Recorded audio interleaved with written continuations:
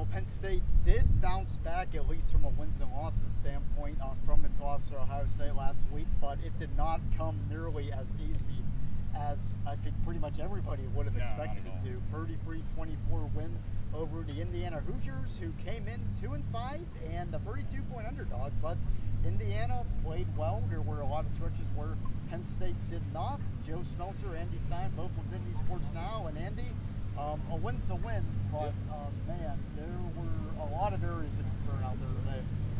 Yeah, pretty much. I said to my colleague Neil Rudell from the Outs in the Mirror, I said to him about the second quarter, I was like, I'm not sold they're going to win this game.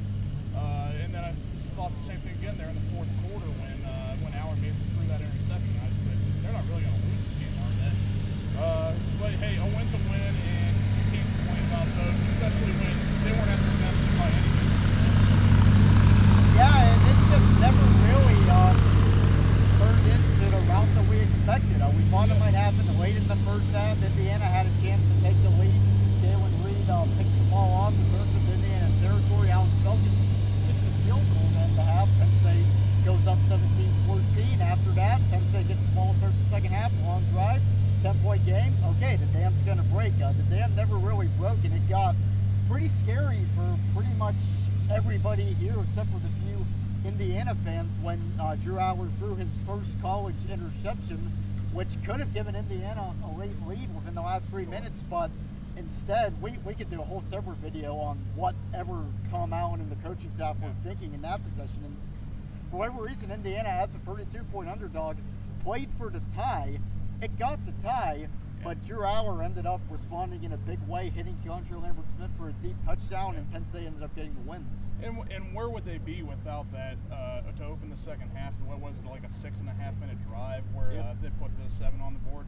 Yeah, where would they be without that? It would still be a 3-point game, and you never know. Indiana might even take the lead there in the fourth quarter. So I think that that drive coming out of halftime, and another turning point was Jalen Reed's interception right before the half. So, if those two things don't happen, this might be a totally different game. But as for Aller, that was kind of I think a growing up moment for him there to open the second half.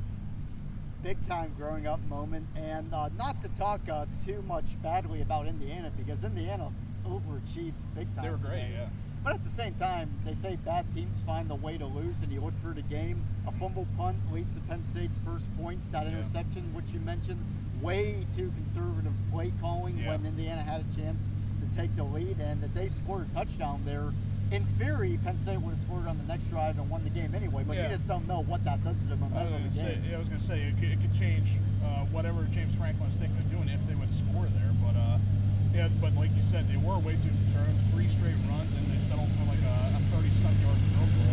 I would have definitely liked to see more from Colin Allen right there. But hey, I mean,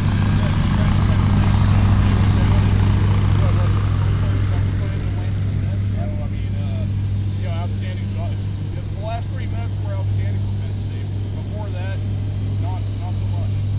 Yeah, we were in James Franklin's press conference, and he said what he'd expected to say for the most part. Obviously, happy with the win, broke down the game, but his opening statement was only about 50 seconds long. I think a short opening statement, and we've been in enough Franklin pressers, a short opening statement is a sign that he's not too satisfied with the win, and why would he be? Yeah, exactly. I mean, he's usually known to go for about at least 3 minutes on those opening statements. So, and you could tell he was a little bit annoyed today for sure.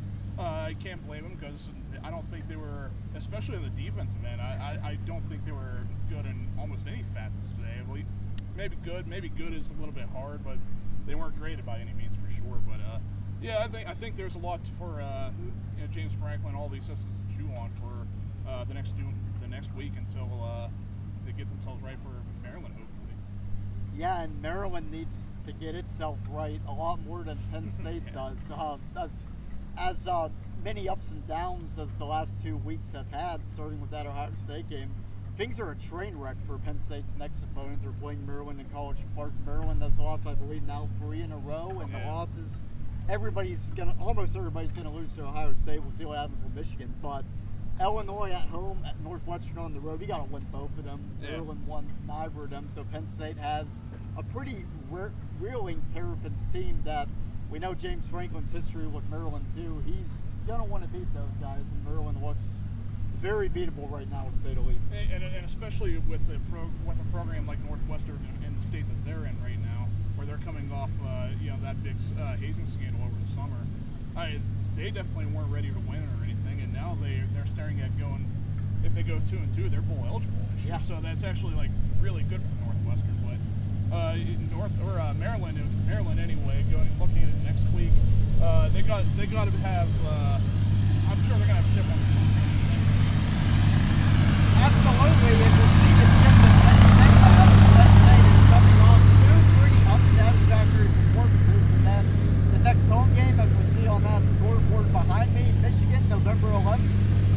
There's a lot to say about Michigan right now, both on the field and off the field. We can talk a lot more about that, but until then, follow myself and Andy's content on Nittany Sports Now. So we got a lot to talk about with this game, and then it's on to Maryland, then on to Michigan. Until then, for Nittany Sports Now, he's Andy Stine. I'm Joe Smeltzer. Keep your eyes peeled to our site for coverage of this 33-24 Penn State win over Indiana.